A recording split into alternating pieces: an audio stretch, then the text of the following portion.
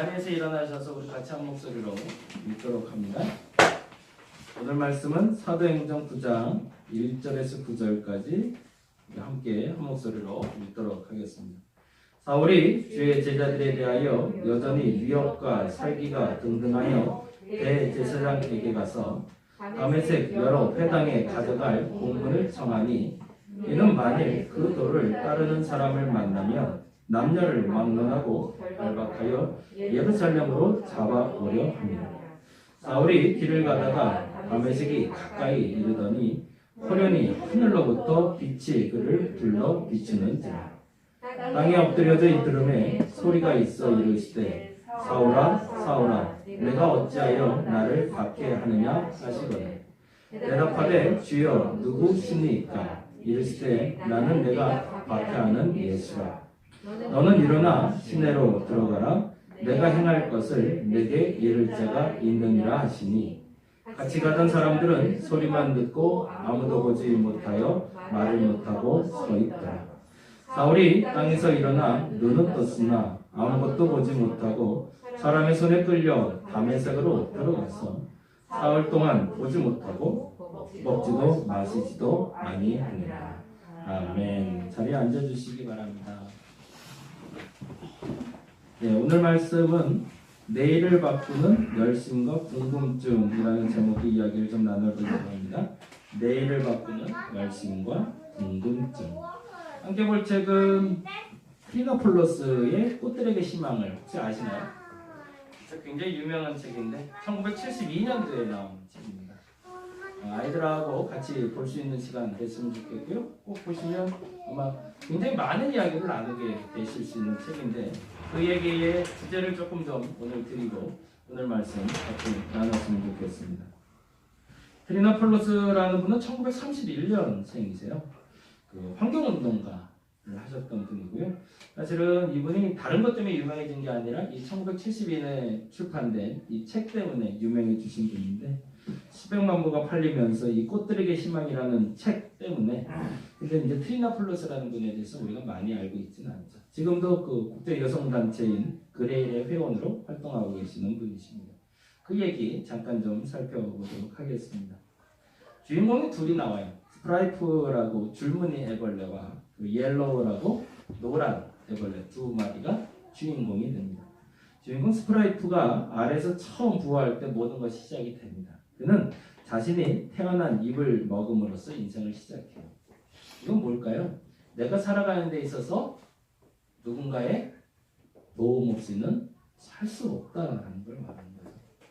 애벌레가 처음 태어났을 때 나도 의도하지 않았고 나는 생각하지 않았지만 누군가가 내가 살 수 있는 공급원을 준비해 주었다는 겁니다. 사실은 트리노폴리스가 말하고 싶었던 주제는 이 한 문장에 다 담겨 있어요. 우리는 이것을 위해서 산다라는 얘기예요. 그 얘기를 조금 더 드릴게요. 그는 단지 잎을 먹는 것보다 삶이 더 많은 것이 있어야 한다는 것을 알고 있다. 이건 이제 갈매기의 꿈에서 말했던 이야기와 비슷한 거죠. 잎만 먹고 있는 애벌레의 모습이 너무 비참한 거예요. 내가 먹고 살려고 사나? 더 많은 가치가 있지 않을까? 애벌레가 꿈을 꾸기 시작했습니다. 그 꿈은 호기심에서 목표를 갖게 되었던 거죠. 그리고 하늘로 좀 더 높은 세상이 있을 거야 라는 것을 꿈꾸게 됩니다. 그런데 우연히 길을 가다가 애벌레로 이루어진 기둥을 만나게 돼요. 애벌레들이 서로 올라가려고 하다 보니까 큰 기둥이 됐어요. 아마도 동일한 애벌레들 중에 그 하늘을 향한 꿈을 가졌던 애벌레가 많았던 거예요. 그래서 그 애벌레 군집 집단이 큰 기둥이 되어 있는 걸 보게 됩니다. 근데 그 꼭대기를 올라가다가 옐로우라는 예쁜 애벌레를 만나게 돼요. 그래서 이 스프라이프는 옐로우와 함께 만나서 저 하늘의 꿈을 꾸다가 둘은 등반을 잠시 멈추고 한동안 함께 살게 됩니다. 어찌 보면 우리의 꿈은 그렇게 마무리될 수도 있다라는 걸 얘기하는 거죠. 정상에 도달하고자 하는 목표는 항상 갖고 있지만 어느 시점에 무엇이 정상일까를 고민하게 될 때가 있는 것 같아요. 지금 사실은 달인목교회가 여기서 예배드려도 행복하거든요. 그냥 뭐 있어도 될 것 같아요. 그런데 그것만은 아니겠다는 생각이 좀 드는 거죠. 우리의 삶에 20대, 30대, 40대, 50대를 지나며 그 연령대에 도달했을 때 그 연령대에서 한 걸음 더 나갈 수 있는 목표치가 정해진 사람들은 건강한 삶을 살 수 있습니다. 그런데 그 목표치를 정해놓고 살지 않는 사람들은 도태되게 되어 있겠죠. 우리 윤건쌤이 매일 아침에 빙글빙글 돌면서 운동하시는 이유도 거기에 있겠죠. 사람들 보기엔 그렇게 뭐 굳이 맨날 그렇게 도냐고. 근데 그게 뭘까요? 내일의 건강함을 위한 준비죠. 다른 사람들을 보기엔 특별하지 않은 것처럼 보여도 그 내일을 준비하고 있는 사람들에겐 반드시 미래가 있다는 거죠. 근데 그럼에도 불구하고 대부분의 사람들은 자신이 좋아하는 것을 만나게 되면 그 자리에서 정지하게 됩니다. 그리고 이거면 됐지 뭐 라고 멈추게 되는 거죠. 그것을 안타깝게 여길 수 있다면 또 다른 내일이 준비가 될 겁니다. 우리 다리목교회 예배당도 그렇게 준비를 해보려고 해요. 여기도 그리 나쁘진 않지만 그러나 조금 더 나은, 조금 더 발돋움할 수 있다면 움직여볼 수 있지 않을까. 하지만 얼마 후 스프라이프는 호기심을 다시 갖게 됐고 그가 그 호기심에 압도되어 기둥 꼭대기로 다시 올라가기로 결심을 합니다. 옐로우를 버리기로 한 거죠. 옐로우하고 마음이 합했는데 나는 안 되겠어. 아무래도 저 하늘 꼭대기 올라가 봐야겠어. 근데 재미난 게 있어요. 옐로우가 거기서 얘기하는 게 있어요. 그건 너의 꿈이 아니야 라는 거죠. 그건 저들의 꿈이지 너의 꿈이 아니야. 그런데 스프라이프는 아니야. 저 꿈은 곧 나의 꿈이고 저들의 꿈이야 라고 해서 출발을 하게 됩니다. 근데 그때 스프라이프는 옐로우에게 작별 인사라고 떠나지만 옐로우는 이 단어가 참 재밌었어요. 본능에 따라 누에고치로 만들어지기 시작합니다. 어느 순간부터 점점점 누에고치가 만들어지는 거예요. 그리고 옐로우는 누에고치가 되는 기간 동안 스프라이프는 그 기둥을 향해 올라가기 시작합니다. 그 다음 장면은 어떻게 됐을까요? 여러분 잘 아실 것 같은데 상상해봐도 될 것 같은데 스프라이프는 계속 그 줄무늬 애벌레는 계속 위로 올라가고 있고 노란색 애벌레는 누에고치에서 뭐로 변했을까요? 나비로 변했겠죠. 옐로우는 결국 나비로 변신하고 그들이 그토록 원하던 저 하늘 높이 올라가기 시작합니다. 저 하늘에 있을 것 같았거든요, 꿈이. 근데 그 하늘로 옐로우가 상승해서 올라가는 거죠. 옐로우는 입을 먹는 것보다 삶이 더 많은 것이 있어야 된다는 스프라이트와 똑같은 생각을 갖고 있었습니다. 애벌레가 진정 누구인지에 대한 진정한 답을 비로소 나비가 되고 나서 찾았던 거죠. 그건 뭐죠? 남들이 말하는 목표치 내가 아니라 내가 꿈꿨던 내가 됐다는 것이 바로 옐로우였던 거죠. 그 다음에 옐로우는 어떻게 했을까요? 나비가 대신에 훨훨 날라서 딴 데로 갔을까요? 앞서 말한 대로 이 꽃들에게 희망을 내서 말하는 건 그 다음 얘기를 꼭 하고 싶어 합니다. 옐로우는 다시 스프라이프에게 찾아갑니다. 줄무늬 애벌레에게 찾아가 기둥에서 내려가 결국 땅에 닿을 때를 기다려 줍니다. 그래서 나비가 된 옐로우는 스프라이프에게 자신의 빈 누에고치를 보여주며 네가 지금 해야 될 일은 저 기둥을 오르는 것이 아니라 누에가 돼야 된다는 걸 알려줘요. 그래서 스프라이프가 그때 마침내 깨닫고 자신만의 고치를 만들어내기 시작합니다. 그 다음에 어떻게 됐을까요? 결론은 결국 스프라이프가 나비로 변신하고 함께 날아가는 걸로 얘기는 끝납니다. 참 얘기는 단조롭고 단순하지만 주는 의미가 많죠. 근데 한 가지 질문이 생겼어요. 제가 이 책을 보면서 그냥 책만으로도 봤을 때도 그림도 예쁘고 너무 보기가 좋아요. 짤막해서. 근데 궁금한 건 혹시 여러분 그 생각 안 들었는지 모르는데 근데 왜 제목이 꽃들에게 희망일까? 주기장창 애벌레 얘기 계속해놓고 제목 자체는 꽃들에게 희망이에요. 그럼 뭐야? 도대체 무슨 얘기를 하고 싶은 걸까? 근데 정답은 여기에 있었던 거예요. 애벌레가 나비가 된 것이 꿈의 완성이 아니라는 겁니다.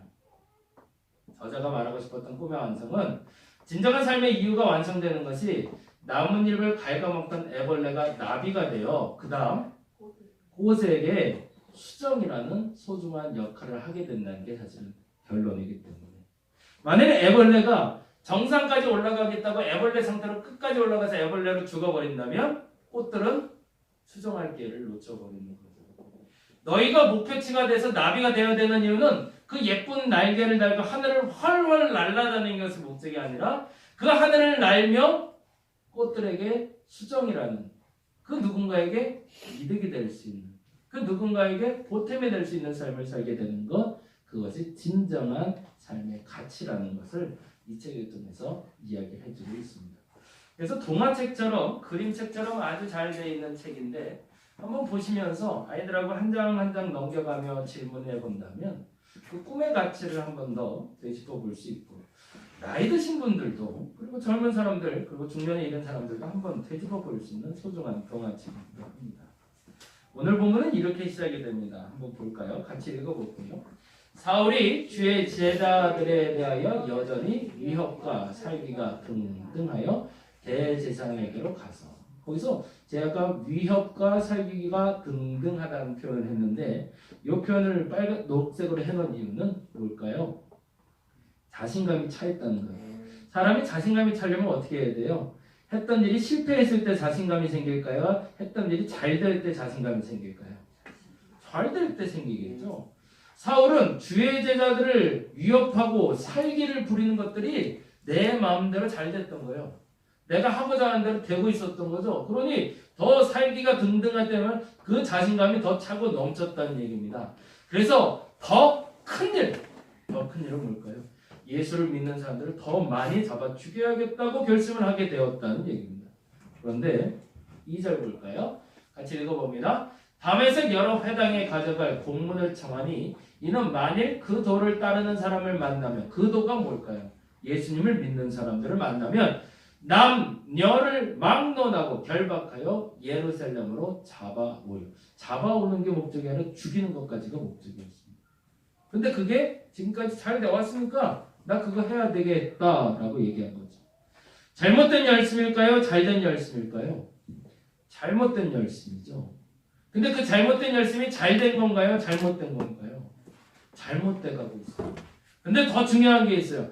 잘못된 열심이 잘 돼가고 있는데 사울이 깨달았을까요? 못 깨달았을까요? 못 깨달는 거죠.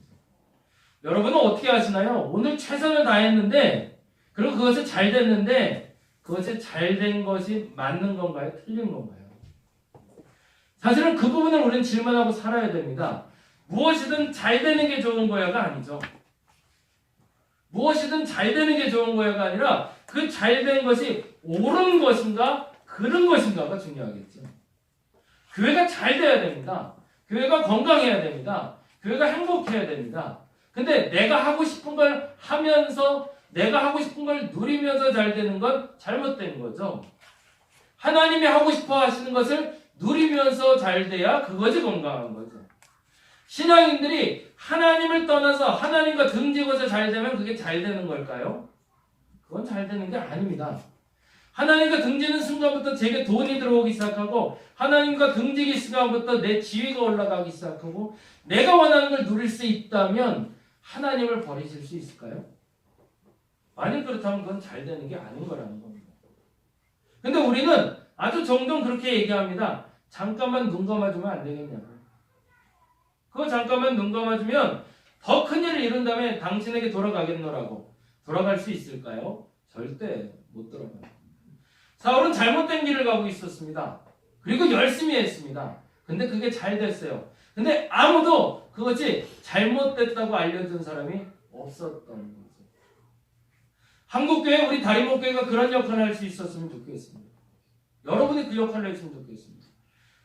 잘못된 믿음을 가지고 잘못된 신앙생활을 하는데 큰 교회가 되고 잘 돼가는 사람들이 있다면 그들에게 너 잘못하고 있어 라고 말할 수 있는 사람이 되었으면 좋겠습니다.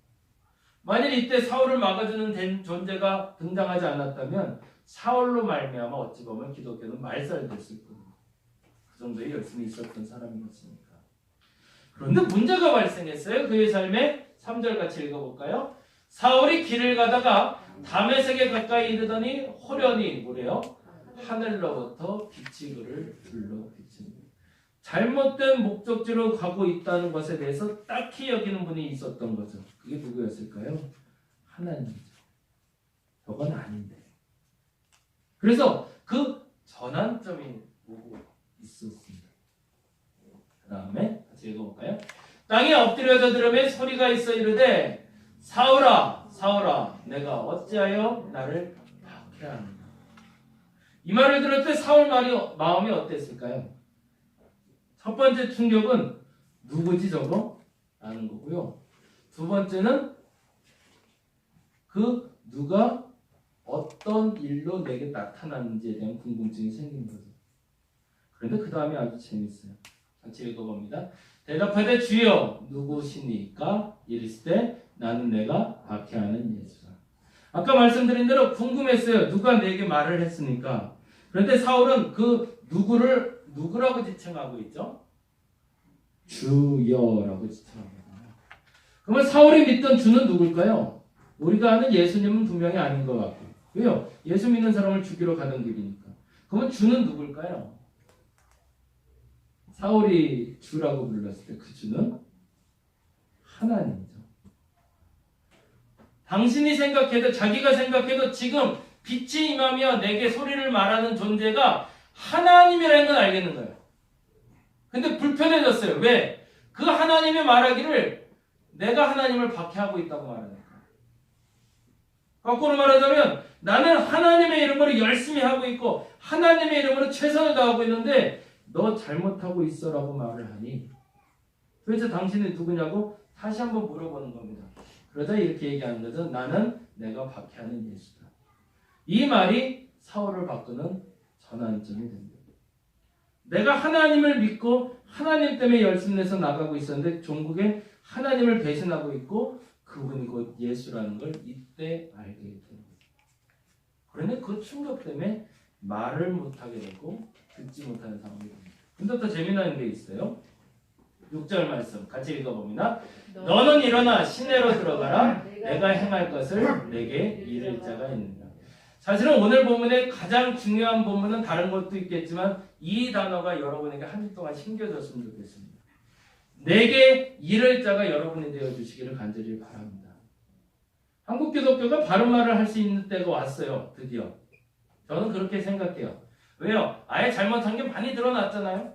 잘못하고 있다라고 사람들이 교회에서만 얘기했던 것이 아니라 이제는 세상에서 말하고 있습니다. 근데 이때 우리가 잘못된 길을 가고 있을 때 이 잘못된 길은 아니다라고 막을 수 있는 사람이 여러분이 되시기를 간절히 바랍니다. 사울에게 있어서 이 내게 이를 자가 없었다면 그의 방향은 결정되지 않았을 겁니다. 아까 읽었던 꽃들에게 희망을 위해서는 이 스프라이프의 인생이라고 말한 거죠. 애벌레의 삶을 바꿔놓을 수 있는 전환점이 된 존재가 있었습니다. 그 누구였죠? 옐로우라는 존재가 있었죠. 노란 애벌레가 있었던 것처럼 그 존재는 이 삶을 바꿔줬고 사울에게서 이 내게 이를 자는 사울의 인생을 바꿔주는 전환점이 되게 됩니다. 근데 전제가 되는 게 있어요. 이 내게 이를 자는 어떤 사람이어야 될까요? 사울을 미워하는 사람? 아니요. 사울을 사랑해 줄 수 있는 사람. 노란 애벌레의 설득에 스프라이트가 반응할 수 있었던 이유는 사랑하는 사람이기 때문이었습니다. 여긴 조금 이따 다시 한번 드리겠습니다. 7절 같이 읽어봅니다. 같이 가던 사람들은 소리만 듣고 아무도 보지 못했대. 왜 그랬을까요? 하나님 왜 다른 사람한테 들려주지 않았을까요? 어차피 한번 들려줄 거 다 들려줬으면 저거 사울이 무슨 일이 있나 보다. 야, 이렇게 알았을 텐데 왜 아무도 못 듣고 사울만 들었을까요? 앞서 말씀드린 대로 스프라이프는 하늘을 향해 올라가는 게 꿈이었습니다. 근데 옐로우가 그렇게 얘기하잖아요. 그 꿈은 너의 꿈이 아니라 그들의 꿈이야. 너의 꿈은 따로 있어. 사울의 꿈이기 때문에 사울이 나갈 길이기 때문에 굳이 다른 사람은 들을 필요가 없었던 거죠. 오늘 이렇게 질문을 해보려고 합니다. 내게 도달할 목적지가 어딜까요? 여러분 어디를 향해 지금 가고 계신가요? 코로나19 때문에 멈춰지지 혹시 않으셨나요? 그냥 일반적인 일상으로 돌아갔으면 좋겠다고 벌써 이제 우리의 꿈이 되어버렸어요. 그건 뭘까요? 회복일까요? 아니요. 그냥 도착점으로 다시 원점으로 돌아가는 거지 그건 목적지는 아닙니다. 목적지는 뭘까요? 더 나은 가치를 내게 줄 수 있는 곳이어야 되는 거죠. 근데 안타깝게도 우리는 지금 이 목적지를 향해 기도하고 나아간다고 말하면서도 실상은 그 꿈은 이미 사라졌고 과거의 영광 사라졌고 그냥 옛날같이 밥 잘 먹고 가끔 놀러 다니고 그냥 마스크 좀 벗고 살았으면 좋겠다가 어찌 보면 우리의 꿈이 되어버립니다. 그건 뭐죠? 아까 말한 대로 도태시켜버리는 상황으로 가고 있다는 거죠. 두 번째, 그런데 그렇지 않은 사람들 중에도 한 걸음 더 전진하려고 하는데 라는 꿈을 가진 사람이 있다면 그 그 목적지가 바른 열심을 가지고 가고 있는지를 점검해 보시오. 진짜 바른 열심인가? 바른 목적지도 중요하지만 다른 잘못된 목적지를 향해 열심을 내는 것만큼 잘못된 것은 없기 때문에 그렇습니다. 근데 이게 전제가 되는 게 있어요. 이 두 가지를 남들은 나는 몰라도 누군가 아는 사람이 있어요. 양 목사가 이렇게 쫙 가려고 하는데 아무래도 목사님 그건 아니야 라고 여겨지는 사람들이 있어요. 그건 나는 못 봐도 다른 사람이 볼 수는 있더라고요. 그건 아닌 것 같아요 라고 멈춰줄 수 있는 사람. 근데 그 사람은 어떤 사람이어야 되는지가 중요해요. 첫째는 비판할 수 있어요. 잘못된 걸. 너 잘못 가고 있어. 그거 바꿔. 거기 아니야. 거긴 네 길 아니야. 이 길로 가야 돼. 라고 말할 수 있어요. 그런데 비판할 수 있지만 대안이 없는 비판을 하고 있는 건 그건 비난입니다. 절대 그건 충고가 되지 않습니다. 넌 지금 공부해야 돼. 학생이기 때문에 공부해야 돼. 그거는 잘못된 말이에요. 그건 바른 명제가 아니라는 거예요. 지금 공부에 대한 이유가 대안이 있게 말을 해줘야 되는 거죠. 그래서 이것 때문에 넌 공부해야 돼라고 말해줄 수 있어야 되고, 빨간색과 노란색을 선택해야 되는데 노란색을 선택해야 돼. 근데 너 자꾸 왜 빨간색 선택해? 라고 말할 때 빨간색을 내가 왜 선택하면 안 되는데? 라고 물었을 때 이게 빨간색이 안 되는 이유는 이것이고 노란색을 선택해야 되면 이 때문이야 라고 말할 수 있을 때 누군가에게 비판해 줄 수 있다는 얘기입니다. 근데 만일에 그럴 수 없다면 이걸 함구해야 됩니다.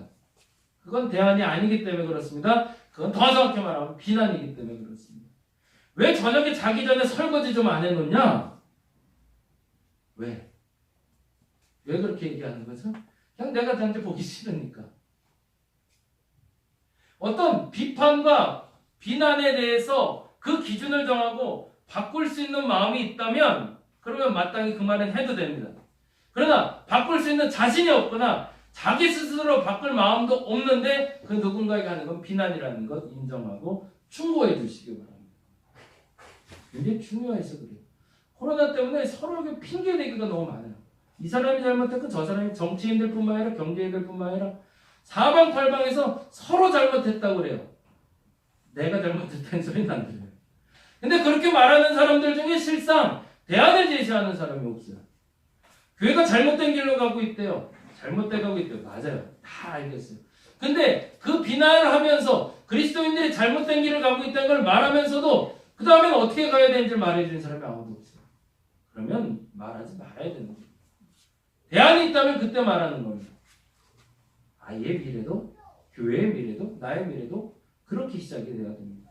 두 번째로 중요한 것이 있습니다. 나 스스로를 봤을 때 바른 질문이 찾아져야 바른 대답을 할 수 있습니다. 여러분에게 진짜 그 질문이 맞는가? 저는 대답을 찾기를 원한다면 먼저 질문을 찾아야 된다고 생각하는 사람입니다. 예배를 바꾸고 싶다면 왜 예배를 바꿔야 되는지를 먼저 질문해야 되는 겁니다. 직업을 바꾸고 싶다면 왜 그 직업을 가져야 되는지를 질문해야 되는 겁니다. 먼저 바른 질문이 시작되는 사람이 바른 대답을 찾을 수 있습니다. 공부를 아이들이 하기 싫은 이유도 사실은 여기에 있습니다. 공부를 왜 해야 되는지를 모르겠는 거죠. 엄마는 그것 때문에 대학 가야 된다고 그것 때문에 1등하면 좋다고 해서 하는데 사실은 난 그 질문이 없거든요. 그럼 절대 공부 안 합니다. 근데 그게 나의 목적지가 분명될 수 있는 질문이 생겼다면 저는 개인적으로 두 가지 때문에 공부를 했는데 첫째는요. 진짜로 대학 가기 위해서 공부한 것도 있었지만 두 번째는 이건 참 나쁜 습관일 수도 있어요. 경쟁자를 이기기 위해서 공부했던 때가 많은 것 같아요. 근데요. 그 경쟁자가 하나가 생기고 그걸 이기기 위해서 공부했을 때는 소위 말해서 속도가 붙더라고요. 왜요? 나만의 목적지가 생겨버리니까.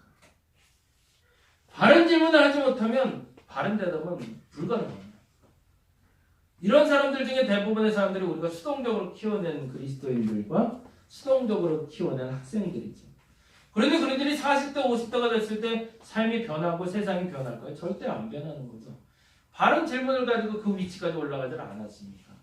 왜 의사가 돼야 되는지를 질문하지 않고 의사가 된 사람들 때문에 문제가 된 거고, 왜 국회의원이 돼야 되는지를 질문하지 못하는 사람들이 국회의원이 돼서 지금 우리가 이 일을 겪고 있는 거고, 왜 목사가 돼야 되는지, 왜 그리스도인이 돼야 되는지를 질문하지 않고 지금 그 자리에 와 있는 사람들 때문에 문제가 발생했다는 걸 우리는 인정해야 됩니다.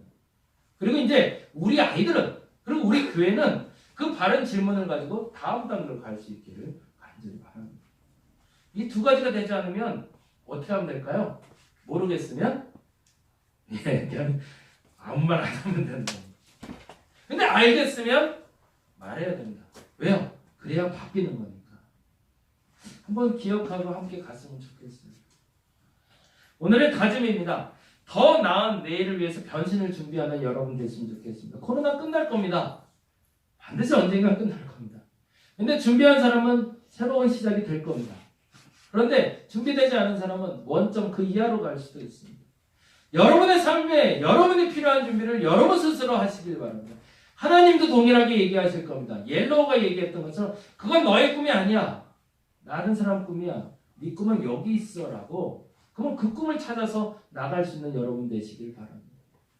그래서 그 꿈에 대한 바른 질문과 바른 대답을 통해서 더 건강한 여러분이 만들어졌으면 좋겠습니다. 이유는 그것이 우리의 삶의 목적이기 때문입니다. 하나님은 우리에게 그 목적을 주셨습니다. 변신하는 겁니다. 근데 아까 말한 대로 날개를 달고 하늘로 날아 올라가는 나비가 되는 게 목적이 아니라 뭐라고 그랬죠? 나비가 된 후에 꽃이 수정할 수 있도록 돕는 게 마지막 목적이죠. 그리스도인이 된 후에 내가 구원받는 게 목적이 아니라 그 누군가를 구원할 수 있는 도구가 되는 게 목적이죠. 돈을 많이 번 후에 그 돈으로 세상의 가치를 창출할 수 있는 게 목적지죠. 그 삶의 목적지가 분명하다면 하나님은 여러분을 변화시켜 주실 겁니다. 그러나 그렇지 않다면 스프라이트가 기둥을 계속 올랐던 것처럼 사울이 기세등등해서 그리스도인을 죽이러 다녔던 것처럼 똑같은 잘못된 목적지를 향해 나가는 나를 발견하게 될 겁니다. 남들이 바라보는 이상적인 고지가 아니라 내가 있어야 할 자리로 그 자리에서 변화할 수 있는 여러분 되었으면 좋겠습니다. 아직은 더 많은 것을 할 수 있는 교회가 우리 다리목교회고 아직은 더 많은 것을 할 수 있는 여러분이라고 저는 믿습니다. 나이가 70이다 80이다 하기 때문에 멈춰서지 않았으면 좋겠어요. 어떤 분 얘기가 그런 얘기 한번 한 게 있어서 그 얘기하고 마무리할게요. 나이 90대신 어르신이 그랬대잖아요. 나이 60에 은퇴하면서 정말 승승장구해서 은퇴에 딱 60에 했는데 남은 연생은 마음껏 즐기면서 놀면서 보내리라 결심을 했대요. 그러고 나서 시간을 지나보니 30년이 내가 아직 살고 있더래요. 그래서 그 시간이 너무 비참했다는 거예요. 60을 살고 나면은 세상에 얼마 안 남을 줄 알았는데 30년을 지내고 나니 그 30년이 얼마나 헛되게 지나갔는지를 알았다. 그래서 나이 90부터 새롭게 인생을 출발했노라는 고백을 들은 적이 있습니다. 나이는 숫자의 핑계다. 그 말도 맞는 것 같습니다. 근데 더 중요한 건 저는 연수를 개선하기보다 날수를 개선하며 사는 여러분 되었으면 좋겠습니다. 오늘이 헛되지 않으셨으면 좋겠어요. 그래서 오늘의 목적지가 분명하기 위해서 바른 질문 던지시고 바른 답을 찾아서 내일에 대한 분명한 비전으로 더 가치 있는 삶을 만들어갈 수 있는 저와 여러분 되시기를 간절히 바랍니다. 기도하겠습니다.